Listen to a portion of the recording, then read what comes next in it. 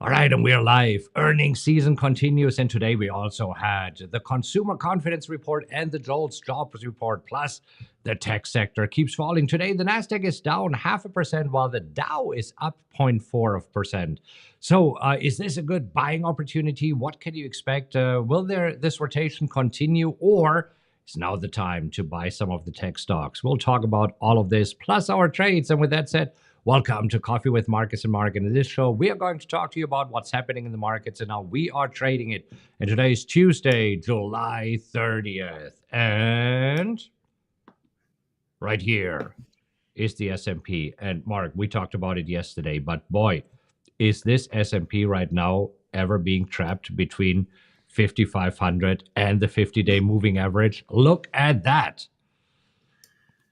Look at that, Marcus. Look at that. Yeah, and traders trying to find some direction, trying to figure out where we go from here, especially with the big news week and earnings week for us. Yeah, and we see, I mean, I just talked about it, the Nasdaq down, the Russell on the other end up, the S&P slightly down, and the Dow up. So, I mean, stocks are fairly mixed. And if you look at the heat map, we see that, yes, it is NVIDIA and the semiconductors dragging it down. Tesla also being down today. So we'll talk about this, whether there's a buying opportunity. But as said, let's take a look at the earnings calendar. And after having nothing on the earnings calendar today, we had a few reports today. Yes, we had consumer confidence, the S&P composite, but more important, JOLTS jobs. And with consumer confidence there, we see that the number came out better than expected. JOLTS jobs, 8.1 million jobs. Look at that. Yes.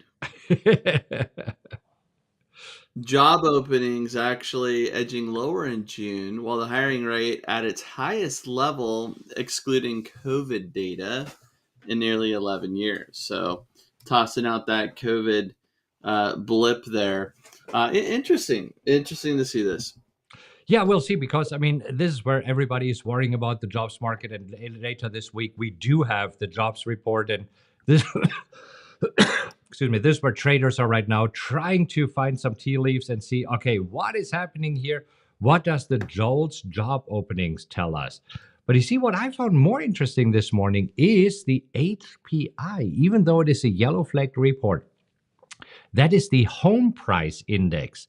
And we know that housing prices have gone up. And Paul always said, I'm not concerned about this. Housing prices will come down. There's just this enormous lag. And look at this. Last month, they were rising 0.3%. It expected 0.2%, but they came in flat. So this might mean that, okay, the higher interest rates are finally hitting the housing market here. Is it finally true? Well, I'll see. We'll see.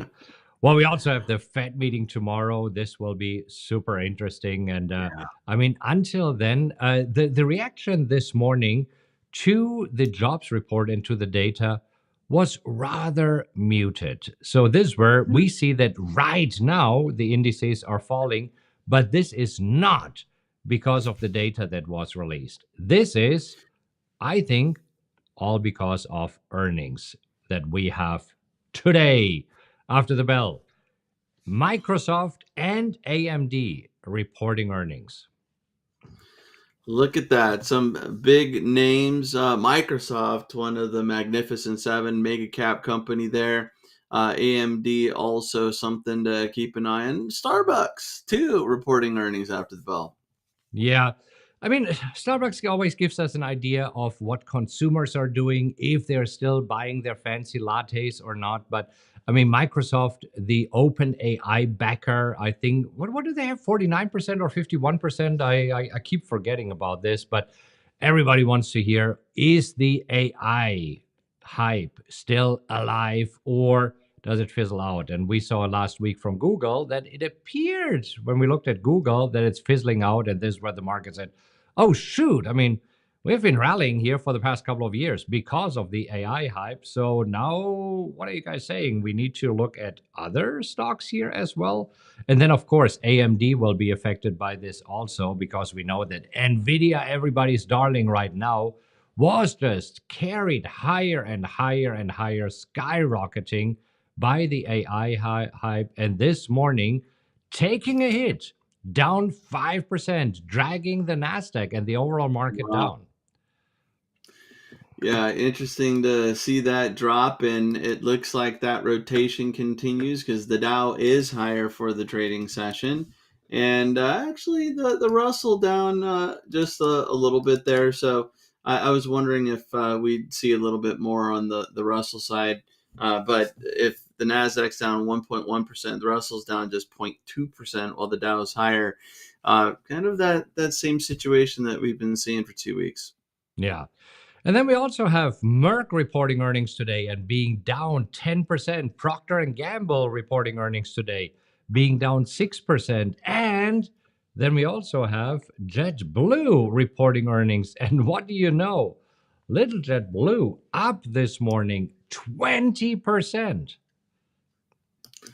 Little JetBlue. Wow. Look at that. I didn't see any specifics on this one, Marcus, but that's a big move. Yeah, so here's where I looked into the specific. I mean, they're just massively higher because let me just see. Do not save automatically. Let me just go back to my markup here. I think the big one is that they would defer another 3 billion in aircraft spending, and this will help their cash flow. Now, doesn't help their Okay. fleet, right? Means that the fleet is getting older, means that there's more maintenance. But I mean, 3 billion is pretty big. So this helps their cash Yeah. flow. And we have already seen, I mean, we have heard from other airlines. We have heard, let's take a look at some other airlines here this morning. So we have DAL, Delta Airlines. Look at this. I mean, up a little bit, but they have been being hammered recently. Then we talked about Southwest the other day, where Southwest were moving lower today, probably in sympathy, going up a little bit, 3% here, but JetBlue definitely standing out. That is huge. That is a huge move. And their entire market cap is less than 3 billion. So go Right? figure. Which is very, very interesting. All right, looking at the Fed and what is happening here over the next few days. So tomorrow we have the Fed meeting concluding where they will announce what they do, and everybody is expecting them to hold rates steady. There's a little 4% minority that say, maybe they're lowering rates tomorrow, but the big one is where everybody says no. They are going to lower rates in September. Right now, 100% probability that they are lowering rates. And the question is by how much? Most traders right now believe it will be a quarter point, but 12% already believe, actually 12.5%, that it will be more than a quarter point. What do you think?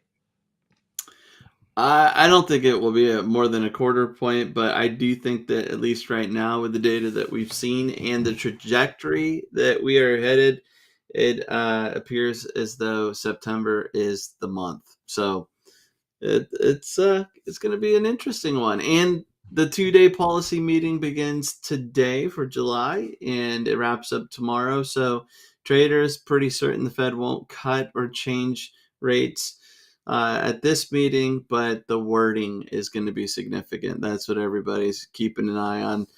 Will the Fed hint at cuts this fall? And is it time? We can't wait. I mean, tomorrow will definitely be an interesting day.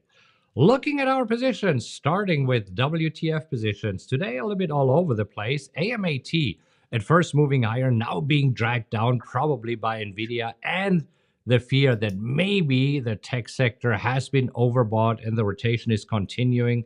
That's what we see today. Today, down 2.5%. We shall see AMD reporting earnings after the bell. Before they're reporting earnings, down right now, 2.2%. And even little Google here is also down just slightly after moving higher here this morning. So we'll see what happens here with Google. Yeah, Google was looking great yesterday and to start today, but semis in general just having a rough day. Yeah. Then we also have Honeywell, and Honeywell up for today. Have been higher, but we Hanging, are trading. Huh? hanging in there, Hang in hanging in there. We're there. trading right above our entry, around our entry price here. So just slightly below. MU, Micron Technology, also moving lower together with all of the semiconductors down 3.5%. And then CEG, the last one, also down because CEG, oh, utilities. I'm surprised that utilities are down today, Yeah, 3%. Because, I mean, they were the sector that last week had just a phenomenal week. you are right. I thought that they'd be popping a little bit more, but we'll see where we go from here. We shall see. And then we have, of course, our wheel positions. And first up, CSIQ. CSIQ, after moving higher this morning, nicely trading above 17, pulling back right now with the overall market down 1.8%. But we still have this very nice trend line intact, and we really need to take out the highs at 18. Then I believe the next stop will be probably right around 20. And after this, just go up towards our cost basis so that we can get out of this one. Let's go. HAL a little bit all over the place. HAL opening lower this morning, pulling higher again right now, trading at 34.14. We've been assigned at 34.50. So I mean, you were able to sell calls. Already got called away on half of my position, and now our next goal is to sell calls at 36 or 36.50 right around here. And for this, of course, we need HL to pull a little bit higher. But this has been working out really great. Yeah, it's been doing just what we expect with the wheel, and looking forward to that premium collection to continue. All right, Coles. I got a sign in Coles at 21.50. Was able yesterday to sell calls against half of my position at 21.50. Today, pulling back a little bit with the overall market minus 1.37%. Not enough pulling back for me to be able to close these calls. But let's see, with a little bit of pullback, I might be able to do so. Oh, I'll let you talk about UPS for a moment. UPS, look at that. Looked like we were off to a slightly, well, just kind of a flat start, but bucking the overall trend. UPS up 1.5% right now. Nice to see it making a move back towards where we were before earnings Yeah. and that large earnings drop.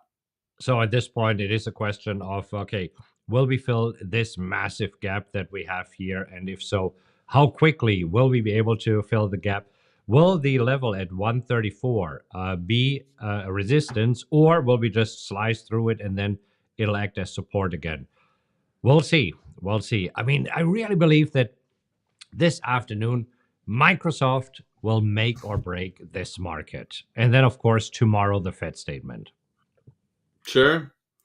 I mean, Microsoft earnings, if there's a big disappointment, that's going to be nasty. And who knows? I mean, this is where we could see what's happened in the past with Microsoft looking at the earnings analysis tool, because it does look as though Microsoft tends to beat and also respond positively. However, when there is a negative move, at least over the last 12 quarters, it tends to be bigger. Right. So, on average, if there's a down move on the seventh day after earnings, down 11%, although 10 out of 12 times were positive with an average of 6% higher. Right. And even right immediately the next day, 8 out of 10, 12 times we were higher. And if you look at it recently, so let's just see the closing price change here on the seventh day. We see that over the past few quarters, mainly to the upside. So 3.6% here, 1.35%, There we were down 7%, but then 10%, 9%. So, I mean, right now, just looking at the earnings analysis, it all points for more likely for Microsoft to move higher today. But we have seen this with Google last week of what can happen if they are not really are saying, oh my gosh, AI is still booming. AI is still our main driver. And yes, we see tremendous growth and we adjust everything to the upside. If they are just saying, ah, yeah, well, it's okay, it's going there, it'll be ugly. All right. Well, we will need to see. I mean, just when we looked at it, the markets were still falling. So are they still falling? What is happening here in the markets? We'll take a look at this in just a moment. And it is this time in the show where we tell you some really bad dad jokes and let you vote which one is the better one of the bad ones. So, Mark, what do you got for us today? What do you get when you cross an elephant with a rhino? I don't know. Elephino. You don't like that one? Yeah. Elephino. What's Elephino? No. No. Elephino. Okay. All right. So, you see, I have a bumper sticker on my car that says, honk if you think I'm sexy. And sometimes when I have a bad day, I just sit at a green light until I'm feeling better about myself. So cute, Marcus. So cute. All right. Let's see how cute the markets are. So right now, in the S&P, after we had this move down, it seems that the move to the downside has been stopped. So we have found some support here. Same in the NASDAQ, and the Dow still positive for the day, even though also being dragged down.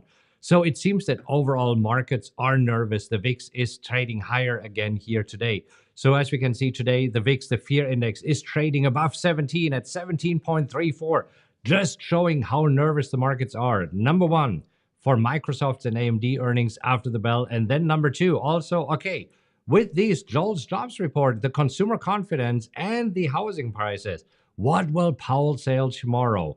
Are they still ready to lower interest rates? Is that the time right now? Or will they say, nah, we still need more data? And even so, until the September meeting, we still have a lot going on. So tomorrow morning, you don't want to miss the show because we will talk about all of that. So if you're new to the channel and haven't subscribed just yet, hit subscribe. If you enjoyed today's show, please give us a like. We really appreciate it.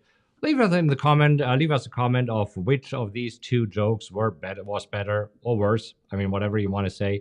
And then feel free to share this video with others who might find this beneficial. Tune in tomorrow. You don't want to miss it. And until then, have a great rest of your day. Happy trading, everybody.